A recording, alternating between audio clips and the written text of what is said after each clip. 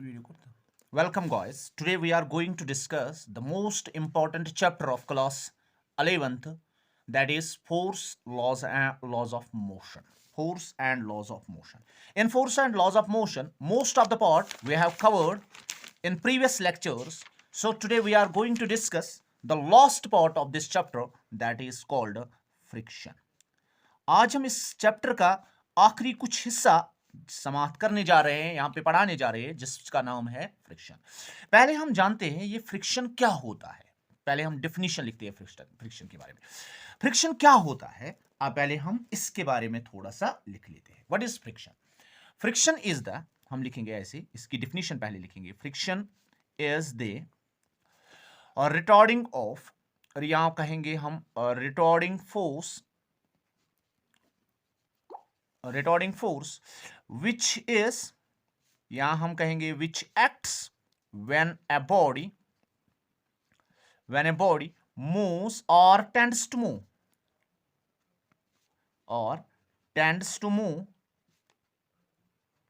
over the surface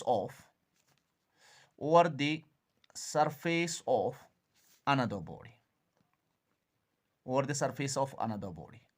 that means, जिसका मतलब है ये कि अगर सपोज हमारे पास एक बॉडी, ये नोटबुक है, और दूसरी बॉडी हमारे पास ये पेन है, तो हमने इस पेन के ऊपर एक फोर्स अप्लाई किया है, और फोर्स अप्लाई करने के बाद ये जो पेन है इसने अपनी पोजीशन चेंज की, या मुझे लगा है कि इसने अपनी पोजीशन चेंज की, मगर किसके ऊपर? On the surface of this object, on the surface of this body. This is known as friction. इस चीज को हम फ्रिक्शन कहते हैं। या हम इस तरह कह सकते हैं, इन अदर वर्ड्स, या हम इस तरह भी कह सकते हैं, इस तरह भी हम अपना रद्द अमल इसके ऊपर बना सकते हैं। हम लिखेंगे वेन एवर, जब भी, the surface of one body, whenever the surface of one body, यानी जब भी एक बॉडी का surface slides over the surface of another body, यानी ईच बॉडी जो है, या हम कहेंगे another body, और each body exists a frictional force. Each body exists a frictional force, मगर किस बेसिस पे? On the other, यानी एक दूसरे के ऊपर ये एक फ्रिक्शनल फोर्स रिटॉर्ड कर सकती है, एग्जिस्ट करती है। द फ्रिक्शनल फोर्स जो यहां पे एग्जिस्ट होता है इनके बीच में, that frictional force on each body जो है इज in a direction, मगर किस साइड में? अपोजिट टू इट्स, यानी each body is in a direction opposite to its motion, या हम कहेंगे रिलेटिव टू अदर बॉडी। इसमें हमने क्या कहा है? whenever the surface of one body slides over the surface of another body, जब भी यानी एक बॉडी का सरफेस दूसरे बॉडी के सरफेस के ऊपर स्लाइड करती है, तो ये दोनों बॉडीज जो है, ईच बॉडी, चाहे वो नीचे वाली बॉडी हो या ऊपर वाली बॉडी, दोनों क्या करते हैं? ये एक फोर्स एग्जिस्ट करते हैं, एक फ्रिक्शनल फोर्स एग्जिस्ट करती है। The frictional force on each body is, यानी क्या होता है इनके ऊपर में?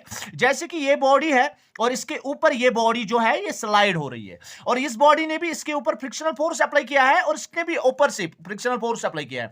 जब दोनों का फ्रिक्शनल फोर्स यानी अप्लाई हुआ है, इसकी वजह से क्या हुआ है? In a direction opposite to its motion, यानी बल्कि इनका जो फोर्स है, अगर दैट मींस कि ये जो बॉडी है ये मूव कर रही है फ्रॉम दिस डायरेक्शन, ये इस डायरेक्शन में मूवमेंट कर रही है, लेकिन इस बॉडी के ऊपर जो यानी फ्रिक्शनल फोर्स होगा वो अपोजिट टू इट्स मोशन। अगर ये चल रही है इस डायरेक्शन में, तो इस डायरेक्शन में इसका जो है फ्रिक्शनल फोर्स वो लग जाएगा। तो यहां तक हमने कहा है कि यानी दो सूरतें हमने देखी है। एक, अगर एक बॉडी है इस बॉडी को हमने क्या किया है, इसके ऊपर कोई भी फोर्स एक्ट किया है, और इस फोर्स एक्ट करने के बाद ये बॉडी यहां मूव हुई है, या मुझे लगा है कि ये बॉडी मूव कर रही है, इसको हम फ्रिक्शन कहते हैं। या हम दूसरे सूरत में इसको ये कह रहे हैं कि जब भी कोई भी सरफेस ऑफ वन बॉडी जो है ये स्लाइड कर रही है दूसरी बॉडी के ऊपर, और दोनों क्या कर रहे हैं, एक फोर्स यानी फ्रिक्शनल फोर्स एक दूसरे के ऊपर एग्जिस्ट कर रही है, लेकिन जो फोर्स एक दूसरे के ऊपर लग रहे हैं ये क्या होते हैं, ये opposite to the direction of it is motion, या हम कहेंगे related to it is body है। अब हम बात करते हैं, चलो फ्रिक्शन के बारे में। हमने देखा है कि ये जो बॉडी है एक दूसरे के ऊपर स्लाइड हो रही है, जब इसके ऊपर फोर्स एक्ट होती है तो डिपेंड करती है कि इसके ऊपर अपोजिट फोर्स लगती है, वो भी लगाती है, ये भी लगाती है, और जिस डायरेक्शन में ये जा रही है उसके अपोजिट में इसका यानी फ्रिक्शनल फोर्स लगती है।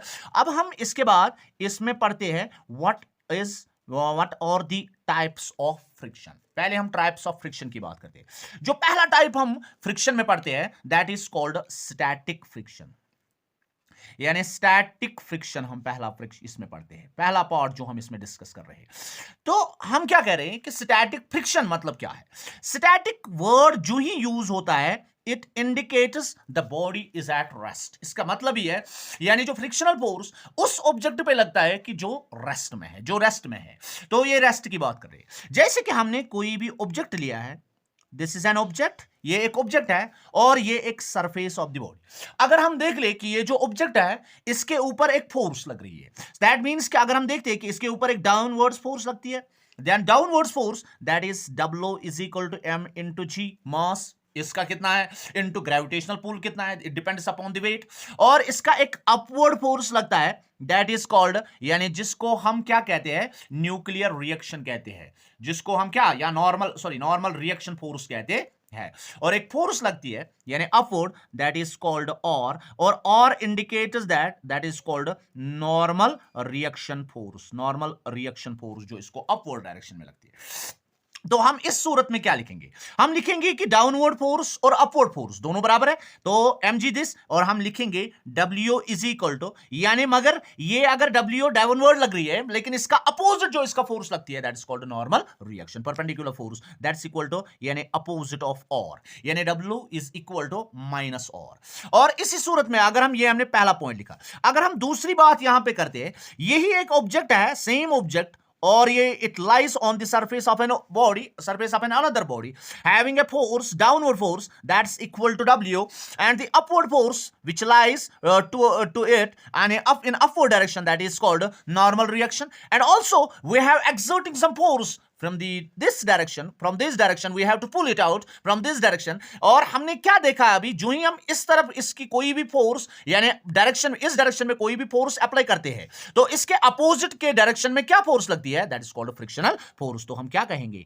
इस डायरेक्शन में इसका फोर्स लगेगा दैट इज कॉल्ड F, यानी frictional force. But the body is moving या the body is not moving in anywhere, that means कि द बॉडी जो है it is upon in static position, it is upon in rest position, that means कि इसका नीचे एक force upward force, this direction force, और उल्टा इसका फ्रिक्शनल फोर्स है। तो हम जो इसके ऊपर फ्रिक्शनल फोर्स लिखेंगे that is called F of statics, यानी FS, यानी इसके ऊपर जो फोर्स अप्लाई हुआ है इसको हम क्या कहेंगे, स्टैटिक फोर्स। हम जो हमने यहां पे लिखा है FS क्या होता है, यानी ये हम कहेंगे this is known as static friction.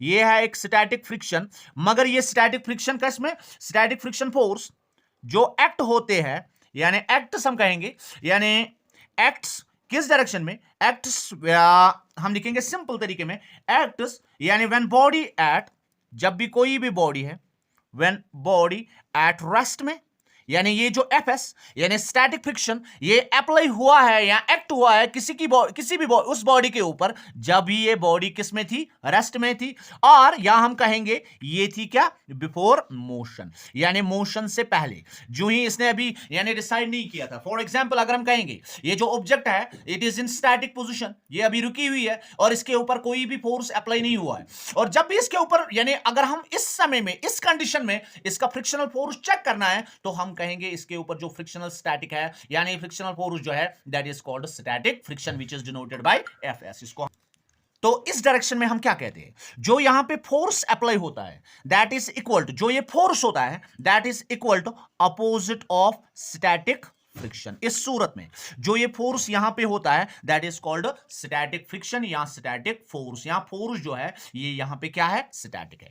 तो हम इस सूरत में कहेंगे अगर हमने फ्रिक्शन जो इसके ऊपर फोर्स है, इस बॉडी के ऊपर अगर हमने फोर्स इंक्रीज किया है, इसकी वजह से क्या होगा, यानी स्टैटिक फ्रिक्शन जो है वो भी इंक्रीज हो जाएगी, यानी एफएस जो है इट आल्सो इंक्रीजेस। और जब ये इंक्रीज हो जाएगा यानी force increase, static friction increase, it indicates that there is no motion, यानी यहां पे कोई भी किसी भी तरीके का मूवमेंट जो है ये नहीं होगा। और इस सूरत में जो हम स्टैटिक फ्रिक्शन चेक करते हैं यानी एफएस, जो एफएस यानी स्टैटिक फ्रिक्शन जो होगा that is in such a condition that is maximum, ये मैक्सिमम होगा। और ऐसी कंडीशन जहां पे स्टैटिक फ्रिक्शन जो है वो मैक्सिमम होगा, इस कंडीशन को हम क्या कहते हैं, इस टाइप ऑफ फ्रिक्शन को हम क्या कहते हैं, that is called limiting friction. ऐसे फ्रिक्शन को हम क्या कहते हैं, फ्रिक्शन को लिमिटिंग फ्रिक्शन। जहां पे force increase, static friction increases, there is no motion, that indicates that the static friction is in maximum,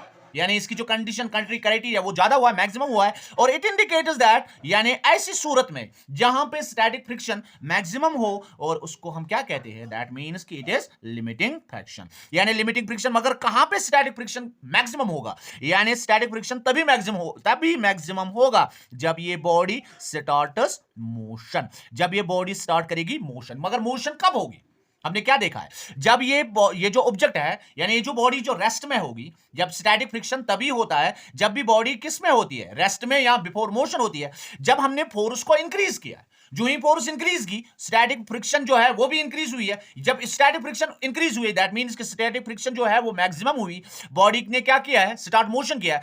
ऐसी कंडीशन, ऐसी टाइप ऑफ फ्रिक्शन को हम क्या कहते हैं, that is called limiting friction. इस फ्रिक्शन को हम क्या कहते हैं, लिमिटिंग फ्रिक्शन। तो अब हम देखते हैं ये लिमिटिंग फ्रिक्शन जो है ये क्या होता है, व्हाट इज लिमिटिंग फ्रिक्शन। अब हम लिमिटिंग फ्रिक्शन के बारे में बात करते हैं।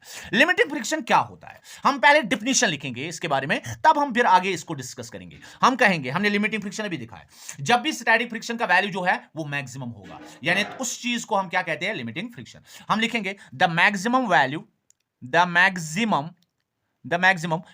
मगर किस चीज का, वैल्यू ऑफ यानी static friction, the maximum value of static friction, मगर किस में, before the start of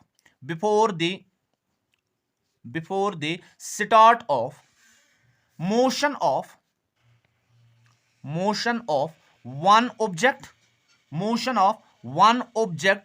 over the another surface, हम कहेंगे यानी दूसरे के सरफेस के ऊपर, यानी जब भी यानी हम कहेंगे जो भी मैक्सिमम वैल्यू मगर किस चीज का, स्टैटिक फ्रिक्शन। मतलब इट मींस कि ये अभी हमने कहा है कि स्टैटिक फ्रिक्शन जो है वो मैक्सिमम है। ये जो मैक्सिमम वैल्यू किस चीज का, स्टैटिक फ्रिक्शन का, बिफोर द स्टार्ट यानी ऑफ मोशन, यानी इससे पहले कि वो अपनी मोशन को स्टार्ट करे, किसके ऊपर, एक ऑब्जेक्ट दूसरे ऑब्जेक्ट के सरफेस के ऊपर। मिसाल पे अगर ये ऑब्जेक्ट अभी स्टैटिक फ्रिक्शन में है, तो जब इसका हम मैक्सिमम वैल्यू यानी इसका मैक्सिमम वैल्यू स्टैटिक फ्रिक्शन का तब चेक करें जब ये अभी स्टार्ट नहीं किया है, अभी before the start of motion, यानी इससे पहले कि ये मोशन में आ जाए ऑफ एन वन ऑब्जेक्ट, एक ऑब्जेक्ट और स्लाइड हो जाए किसके ऊपर, या मूवमेंट करे या मोशन में आ जाए दूसरी चीज के ऊपर। इस चीज को हम क्या कहते हैं, इसको हम क्या कहते हैं, लिमिटिंग फ्रिक्शन। और लिमिटिंग फ्रिक्शन में हमने क्या कहा, ये जो लिमिटिंग फ्रिक्शन है इसको हम इट इज डिनोटेड बाय, किस चीज से डिनोट करते हैं, डिनोटेड बाय, इसको हम एफ एस मैक्सिमम से डिनोट करते हैं, एफएस मैक्सिमम, यानी लिमिटिंग फ्रिक्शन को हम एफएस मैक्सिमम से डिनोट करते हैं। तो हम क्या लिखेंगे, ये जो एफएस मैक्सिमम है, एफएस मैक्सिमम ये डायरेक्टली प्रोपोर्शनल टू होता है किसके ऊपर, आर हमने क्या कहा है अभी, आर हमने यहां पे भी कहा है नॉर्मल रिएक्शन। दैट मींस कि मैक्सिमम यानी ये जो स्टैटिक फ्रिक्शन जो है वो क्या है, वो स्टैटिक फ्रिक्शन जो है वो सिंपल किसके डायरेक्टली प्रोपोर्शनल है, नॉर्मल रिएक्शन फोर्स के डायरेक्टली प्रोपोर्शनल है। तो हम यह कहेंगे प्रोपोर्शनलिटी को हटा के हम इक्वालिटी में साइन चेंज करेंगे, तो हम लिखेंगे एफ एस मैक्सिमम जो है दैट इज इक्वल टू यानी म्यू एस आर जो है, ये जो म्यू एस को हम क्या कहते हैं, कोफिशिएंट ऑफ स्टैटिक फ्रिक्शन। इस म्यू एस को हम क्या कहते हैं? That's equal to coefficient of static friction, coefficient of static friction and it is, और इसका जो है एंड इट इज, ये हम कहेंगे इट इज रेशियो ऑफ, ये किसके बराबर होता है? It is ratio of limiting friction, ratio of limiting friction.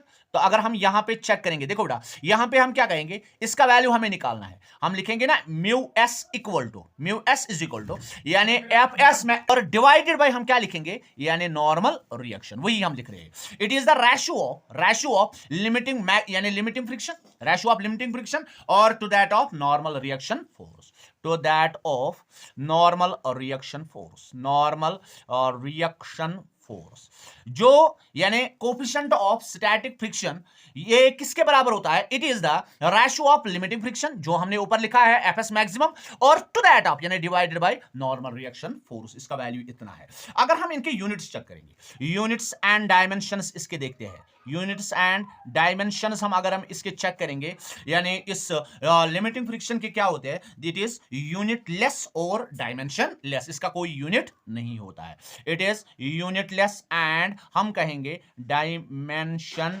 Less होता है, dimension less and unit less होता है।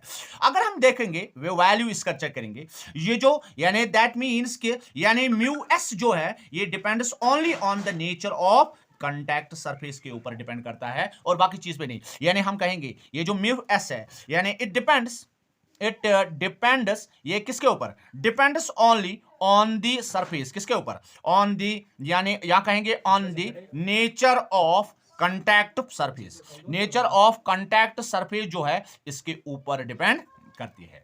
यानी कौन सा, यानी किसके ऊपर डिपेंड करती है? यानी ये जो लिमिटिंग फ्रैक्शन है it only depends upon the यानी नेचर ऑफ कांटेक्ट सरफेस, यानी कोई भी ऑब्जेक्ट यानी ये यानी इस सरफेस के साथ कितना टचड है, कितना कांटेक्ट में है, इस चीज को हम क्या कहते हैं? दैट इज कॉल्ड यानी दैट्स कॉल्ड लिमिटिंग फ्रिक्शन। आज के लिए इतना ही, कल मिलते हैं एक नए जोश और नए चैप्टर के साथ, एक नए और बाकी टाइप्स के साथ। अभी हमने दो टाइप्स यहां पे चेक किया है, पहला हमने स्टैटिक फ्रिक्शन, दूसरा हमने यानी लिमिटिंग फ्रिक्शन। कल एक नए टाइप के साथ मिलते हैं, that is called kinetic friction. तब तक के लिए खुदा हाफिज, और मेरी चैनल को सब्सक्राइब, शेयर और लाइक करना बिल्कुल मत भूलिए।